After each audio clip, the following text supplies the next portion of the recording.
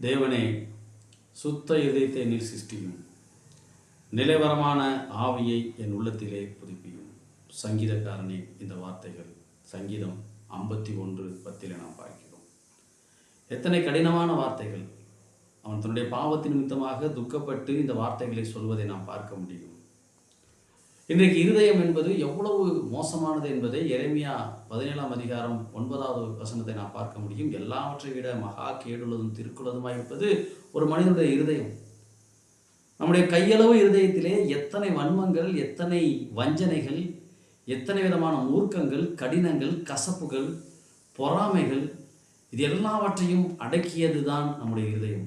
நம்முடைய இரத்தத்தை சுத்திகரிப்பது தான் நம்முடைய இருதயம். ஆனால் அந்த இருதயத்தை சுத்திகரிப்பதற்கு நாம் என்ன செய்ய வேண்டும்? சங்கீதக்காரன் நீர் என்னை யூசோப்பினால் சுத்திகரியும் என்கிற வசனத்தை நாம் பார்த்திருக்கிறோம்.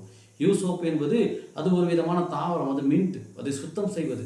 நம்முடைய நுரையீரலை சுத்தம் செய்வதற்கு எப்படி நமக்கு ஒரு விதமான தாவரம் தேவைப்படுகிறதோ அது போன்ற ஒன்று தான். ஆனால் இன்றைக்கு நம்முடைய இருதயத்தை சுத்தப்படுத்துவதற்கு நாம் என்ன செய்ய போகிறோம்? தேவன் தான் நம்முடைய இருதயத்தை சுத்தப்படுத்த முடியும். நம்முடைய கல்லான இருதயத்தை எடுத்து சதையான இருதயத்தை தருவது. அதை எசேக்கியேல் தீர்க்கதரிசி 11:19 சொல்கிறார். நம்முடைய கல்லான இருதயத்தை, ஒரு கடினமான ஒரு கல்லான இருதயத்தை நாம் விலக்கி ஒரு சதையான ஒரு லகுவான இருதயத்தை பெற்றுக்கொள்ள நாம் கடவுளிடத்தில் எப்படி அர்ப்பணிக்க போகிறோம்? நம்முடைய ஆண்டவர் இயேசு சொல்லுவார், மத்தேயு 15:18-19 பார்த்தோம் என்று சொன்னால், நம்முடைய இருதயத்திலிருந்து புறப்பட்டு வருகிறவையில் தான் ஒரு மனிதனை தீட்டுப்படுத்துகிறது என்று. எத்தனை உண்மையான வார்த்தை! நம்முடைய இருதயத்திலிருந்து எத்தனை பொல்லாங்கானது வருகிறது. ஒருவேளை நம்முடைய இருதயத்தில் நாம் நினைக்கக்கூடிய காரியங்கள் நம்முடைய நெற்றியிலே அது எழுத்துக்களாக வரும் என்று சொன்னால், அதை யாராலும் மற்றவர்களோடு நாம் பேச முடியுமா? மற்றவர்களோடு நாம் பயணிக்க முடியுமா? அவ்வளவு கேடுள்ள நாம் நினைவுகளோடும் சிந்தனைகளோடும் நம்முடைய இருதயத்தில் நாம் வாழ்ந்து கொண்டிருக்கிறோம். இந்த சாம்பல் புதன் தொடங்கி நாமும் தாவீதை போல சுத்தமான இருதயத்தை, ஒரு புதுப்பிக்க வேண்டிய இதயத்தை நாம் ஆண்டவரிடத்தில் கேட்க அழைக்கப்படுகிறோம். ஆண்டவர் சொல்லுகிறார், மத்தேயு 5:8 நமக்கு தெரியும், இருதயத்தில் சுத்தமுள்ளவர்கள் பாக்கியவான்கள், அவர்கள் தேவனை தரிசிப்பார்கள். நம்முடைய இருதயத்திலே சுத்தம் இருந்தது என்று சொன்னால், நாம் சுத்தமான இருதயத்தோடு இருந்தோம் என்று சொன்னால் நாம் கடவுளை தரிசிக்க முடியும், கடவுளை நாம் காண்பிக்க முடியும். நம்முடைய இருதயம் சுத்தமாக இருக்கிறதா?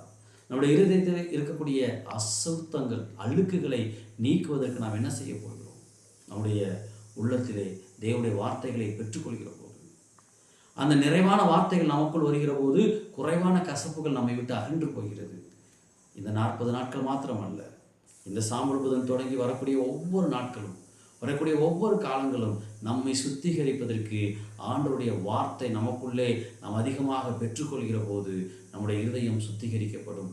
சுத்தமான இருதயத்தோடு ஒரு சுத்தமுள்ள மனிதர்களாக இந்த சமுதாயத்திலே கிறிஸ்துவின் அன்போடு வாழ நம்மை அர்ப்பணிப்போம். ஆண்டவர் கிருபை தந்து காப்பாராக.